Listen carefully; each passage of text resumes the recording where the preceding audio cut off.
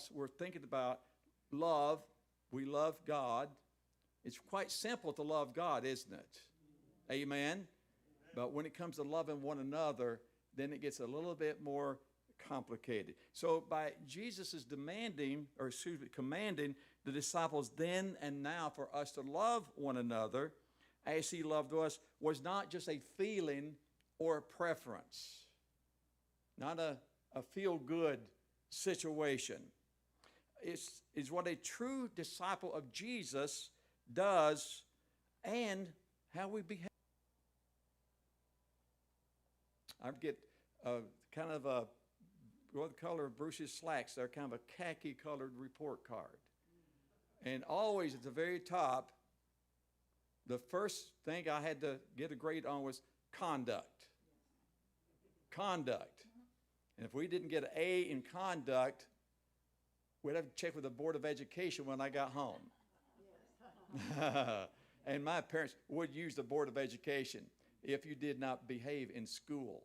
So we got a grade on that, and invariably I got an A on conduct. So I believe that as we think about this issue of loving God and loving each other, that I think we get a grade on that. And so that's between you and the Lord what your grade is. If you have a failing grade, well, just need to be thinking about that just a little bit. So we know that Maundy Thursday happened on a Thursday. Otherwise, we wouldn't call it Maundy Thursday. Because we know that to you and me, and not only for you and me, but for the entire world as well. So all of the events of Holy Week wrap themselves around the setting of Passover in Jerusalem. As thousands of local Jews and visitors from the then known world, they would all travel to the holy city to celebrate the occasion of the Passover. But what is Passover? And where did it find its meaning? And what does it mean to you and me? So we go back in Hebrew history to the years of the 1200s. The book of Exodus was written in the 1200s when God divinely delivered the nation years of slavery and bondage in Egypt. So in the context of Exodus 12, as we hear our readers read, Passover was a simple feast, not elegant, but a simple feast for those who were on the threshold by their direct obedience to the covenant of God. The menu on the Passover meal, only 3 items. Only 3.